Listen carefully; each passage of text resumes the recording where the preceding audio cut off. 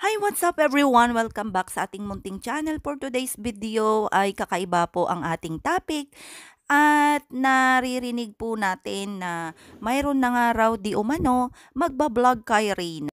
Sa usaping ito, makikita natin kung pumapayag nga po ba si Mama Melanie o hindi. Siyempre po, mag-a-update po tayo dito sa pabahay ni Rina. Ang 15th day po kung ano na nga po ang mga kaganapan dito sa pabahay ni Reyna. At humupa na nga po ba ang mga kaguluhan dito sa community ni Reyna. Sana po ay tapusin nyo ang video na ito at syempre salamat po sa mga nagla-like and share at hindi nag-skip ng ads at sa mga bago nating subscribers at sa mga magsusubscribe pa. Please pindutin po sana natin ang notification bell upang sa ganon ay updated po kayo sa ating mga susunod pa na mga videos. At usap-usapan po ngayon na napakarami pong nagre-request na sana po ay may mag-vlog or mai-vlog na nga po si Reyna sa lalong madaling panahon. Sa inyong palagay, ano po ang inyong mga opinyon? Naaayon po ba or nararapat na nga po ba na i-vlog si Reyna sa mga panahon na ito? Or hayaan na muna natin na sa pangangalaga or tuluyang gumaling si Reyna sa pangangalaga muna ng kanyang nanay at hayaan muna ang mga sponsors at mga ibang supporters na mag-monitor o magbigay ng update sa kanilang mga GC.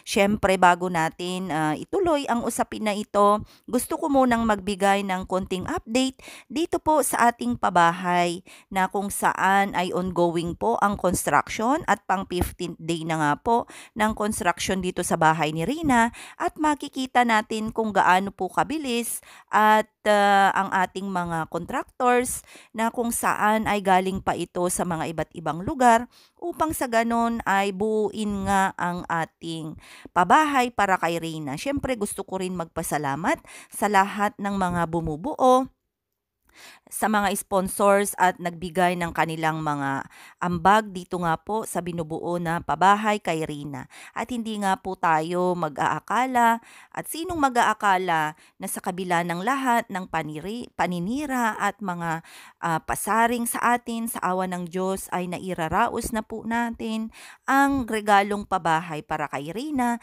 at umaasa po tayo na sa bago ito mag-birthday ay maipatayo po natin ang pabahay kay Rina and of course salamat po sa mga nagbibigay ng mga regalo, patuloy na nagbibigay katulad ng mga appliances at mga gamit para kay Rina ay unti-unti na po nating na ibibigay or nakukumpleto ang magiging gamit sa bahay ni Reyna. At proud po ako sa ating mga GC or sa ating GC na Reyna Best Team Ever dahil kahit hindi po tayo nagsasabi ng mga kakulangan dito sa pabahay ni Reyna, ay meron po talagang sadyang nagbubuluntaryo at lahat po naman yan ay talagang supportive pagdating po dito sa pabahay at syempre dito sa mga magiging gamit ni Reyna. At kulang po natin sa impormasyon ng karamihan, kulang na lang po tayo sa papensing na pondo. At ongoing po ang ating ambagan sa mga voluntaryo lamang na magbibigay or bukal sa kalooban na magbibigay po ng kanilang mga konting ambag dito po sa papensing ni Reyna at syempre unti-unti na nga po nating nabubuo ang mga gamit at shout out nga po pala kay Ma'am Candy, of course, Tita 1M Ma'am Irish at sa lahat po ng aking GC sa Reyna Best Team Ever at maging ang mga iba't ibang solid supporters ni Reyna katulad ng Reyna's Community, Timal MG at mga iba pang mga solid supporters na nagbablog, si Ma'am Amy Chuson, Ma'am Perlas Vlog at iba pa.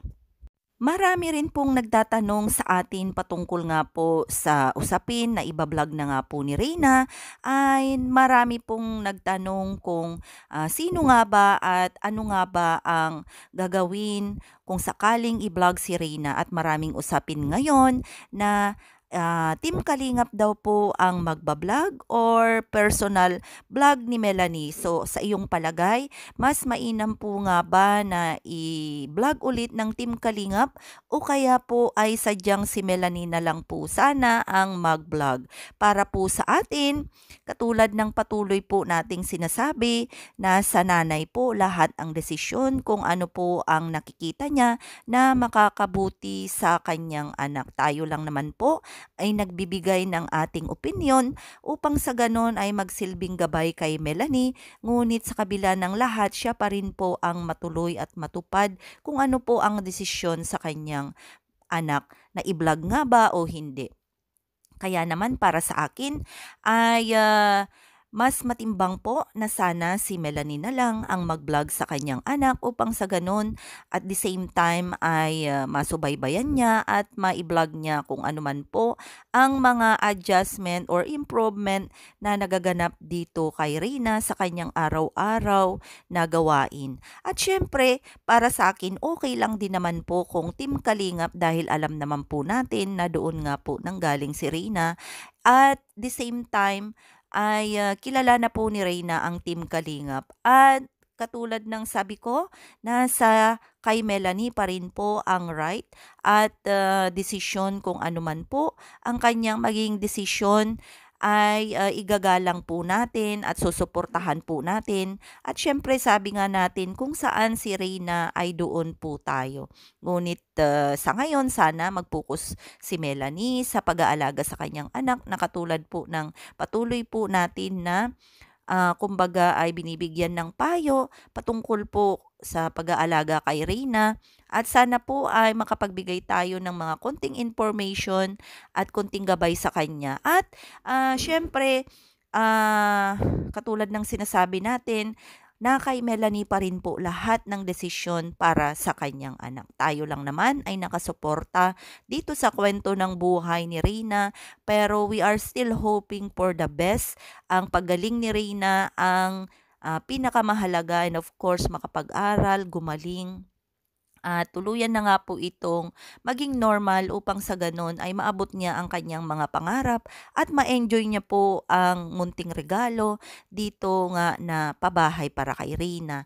And of course, sa darating na birthday ni Reyna, sana nga po ay magkaisa tayo at kung ano man po ang maibigay natin na munting salo-salo at paribon cutting dito kay Reyna, sana po nandyan po kayo palagi at sana wag po nating pagsawaan ang kwento ng buhay ni Reyna. Anumat anuman ang mangyari ay nandyan pa rin sana tayo upang magbigay ng suporta dito sa ating dalaga. Sana hindi mawawala yung pagkakaisa, pagmamahalan, anuman ang mangyari at anuman po ang ating mga opinyon ng bawat isa ay dapat po ay irespeto po natin dahil ito naman ang goal natin dito sa community ni Reyna. Hanggang sa muli, sana po ay ma-like, share nyo ang video na ito at syempre pakipindot po ang notification bell sa mga magsusubscribe pa. God bless us all, everyone.